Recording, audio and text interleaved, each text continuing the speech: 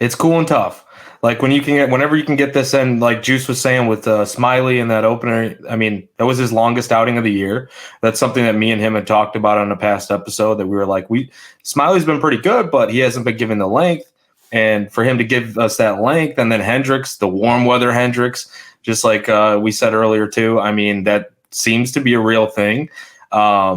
Today, Justin Steele. I mean, I think it was the most strikeouts by a Cubs drafted pitcher since Jeff Samardzija. Since Jeff. Yep. So that's freaking cool. I love that.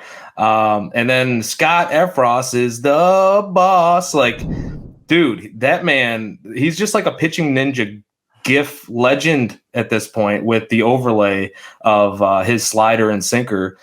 I love when Effross, whenever he's in the game at this point, it's just something's good is going to happen, or he's going to give you a shot in the game. Like he hasn't blown anything up at this point. He seems to be really good. So the bullpen, man, they keep coming through, even though we're not getting a ton of length overall with this season. But as we said, like the starting pitching is really coming around, and Steele sharpens steel. I mean, he seems to be improving at this point.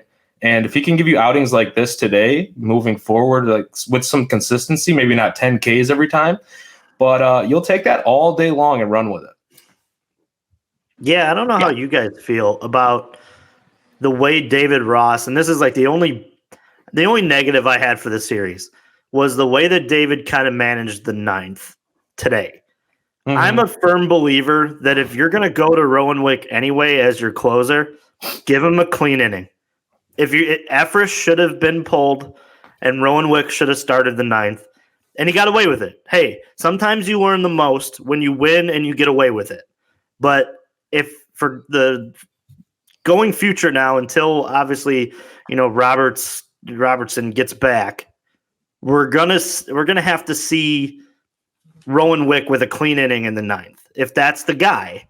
Because I sat there on my couch and I went, if you were going to go to Rowan and he was ready anyway, why is he not just entering the game? And it makes no sense for Effross to see the batter. I was searching that whole time for a little bit of a reason why David Ross went to that.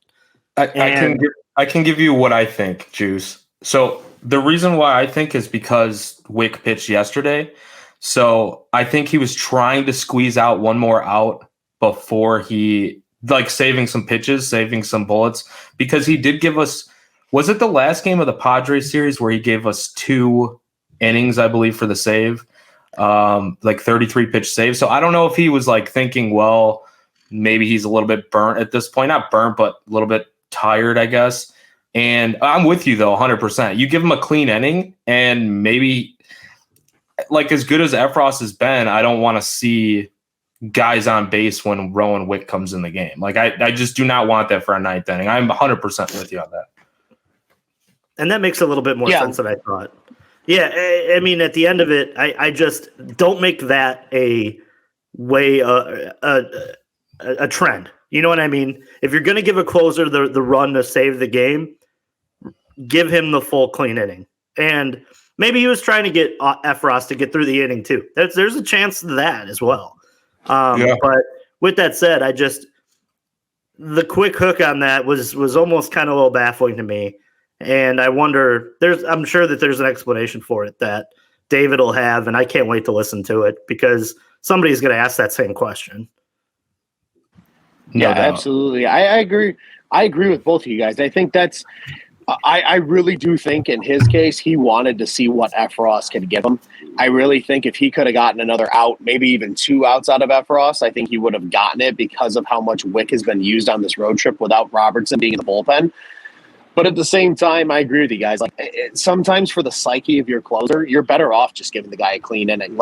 You got to get 3 outs, but guess what? You might be able to get those 3 outs on 10, 12, 13 pitches instead of having to come in a dirty situation, and then all of a sudden you're messing with a guy's psyche. So I agree with you there, Jason. I think that's a good question, and I would love to see what the answer is out of Ross for why he did that with Effross and Wick there in the ninth. But again, like you said, you can get away with it when it's a win, right? In this case, they can sit there and say, okay, it's a learning moment. Hey, maybe we shouldn't do that next time. But again, they get the W out of it, and that's all ultimately at the end of the day what matters. But at the same time, I agree with you. I really do think, and especially when we've seen it with Rowan Wick, like he comes in a dirty situation, doesn't always perform. Like not every bullpen pitcher is good in a dirty situation. There's very few guys that come in and can do that. Like how many times we saw Justin Steele do it when he was in the pen? He thrived on the dirty situation, right? Like there's certain guys that thrive on that situation. There's certain guys that do prefer a clean inning. You know, there was the big run with Joe Madden when obviously this is, years ago, but with John Lester, right? Coming in a clean inning in the 7th game of the World Series, and yet he brought him in a dirty inning, and we saw what happened. Yeah. So it's like some guys just aren't built to come in a dirty situation. So I totally agree with you there. I would love to hear what the reasoning was. I really do think he intended for Effross to at least get one more out. But, at the end of the day, Wick comes in, they get the job done. It's nice to get that double play at the end of the game. That was a big one. They really needed that there late in that game, too, just to get out of it. And, again, you get out of Arizona, you get some dubs, you get to come home, you get some home cooking now for the next 7 days. Hopefully this team can, A, start to get healthy, and B, continue just to build off of what they did on this West Coast road trip, because now is the time for this team to really kind of put the pedal to the metal a little bit here to end May. And maybe all of a sudden you are at least in a stone's throw of, the Milwaukee Brewers at the end of the month. Who knows what happens?